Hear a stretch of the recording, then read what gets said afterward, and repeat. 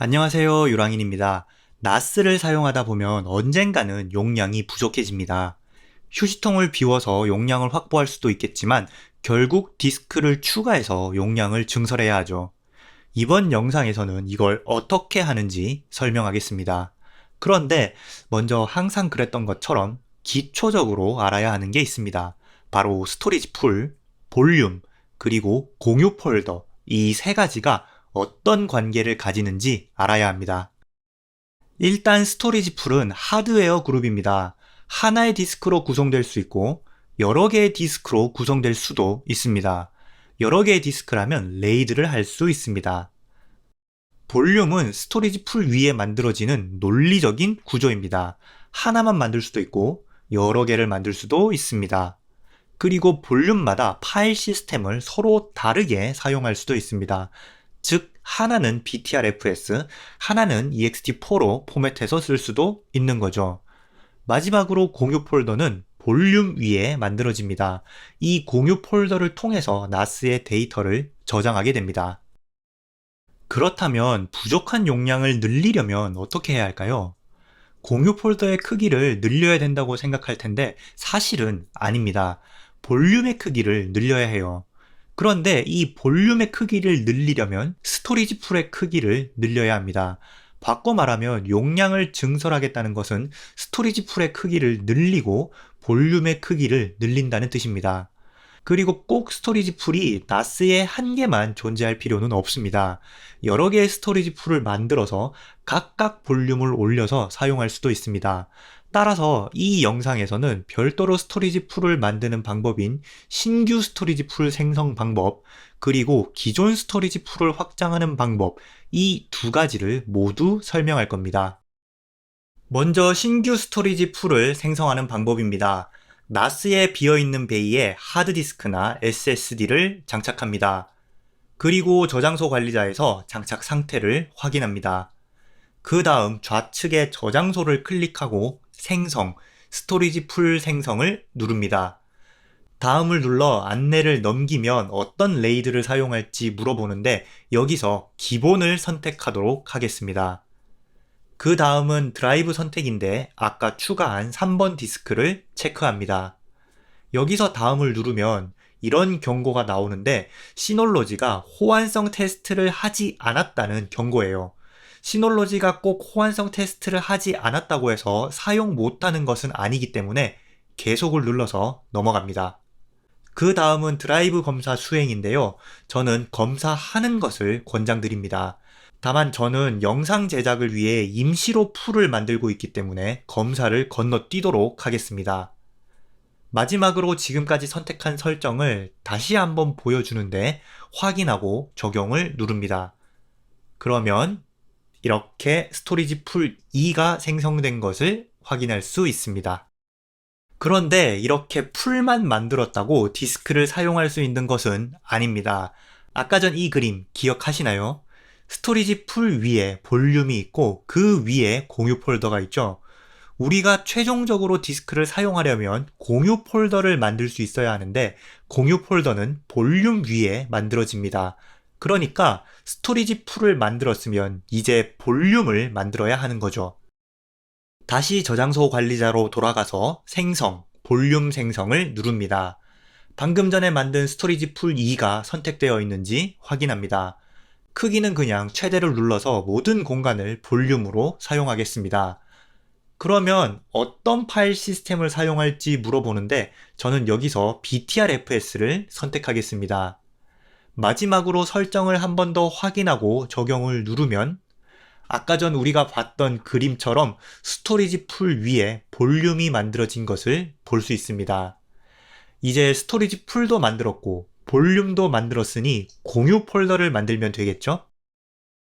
제어판으로 가서 공유 폴더를 누릅니다. 그리고 생성, 공유 폴더 생성을 누릅니다. 여기서 위치를 우리가 새로 만든 볼륨으로 지정해주고 공유 폴더를 만들면 끝입니다. 어때요? 참 쉽죠?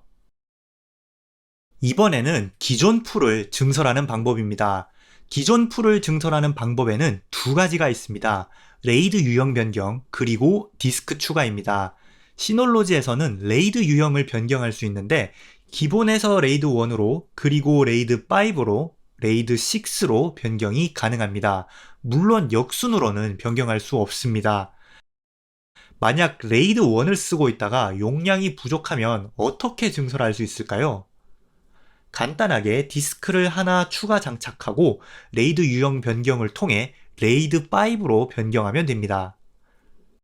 그렇다면 제가 디스크 3장으로 레이드 5를 사용하고 있는데 여기서 용량이 부족하면 어떻게 증설할 수 있을까요? 디스크 한 장을 더 추가해서 계속 레이드 5를 사용하면 됩니다. 전자의 경우 레이드 1에서 레이드 5로 변경되었기 때문에 레이드 유형 변경을 해야 하고 후자의 경우 레이드 5에서 레이드 5로 즉 레이드가 변경되지 않았기 때문에 디스크 추가를 통해서 풀을 증설해야 합니다. 그럼 레이드 유형 변경부터 해봅시다. 저장소 관리자에서 확장할 스토리지 풀에 점점점 메뉴를 클릭해서 레이드 유형 변경을 누릅니다. 이 영상에서는 레이드 1에서 레이드 5로 변경하는 거니까 레이드 5를 선택합니다. 그리고 추가할 드라이브를 선택해 줍니다. 호환성 경고도 확인해 주고요. 그러면 여기서 볼륨 용량을 확장할 것인지 물어보는 체크박스가 나옵니다. 이게 뭘까요? 우리가 스토리지 풀을 확장하면 확장한 만큼 사용하지 않는 공간이 생깁니다. 이 공간을 기존 볼륨에게 줘서 볼륨을 확장시킬 수도 있고 새로운 볼륨을 만들어서 사용할 수도 있습니다. 여기서 체크를 하면 기존 볼륨을 확장하는 것이고 체크를 하지 않는다면 나중에 별도로 저장소 관리자에서 새로운 볼륨을 만들 수 있게 됩니다. 저는 예제를 위해서 체크하지 않고 확장해 보겠습니다.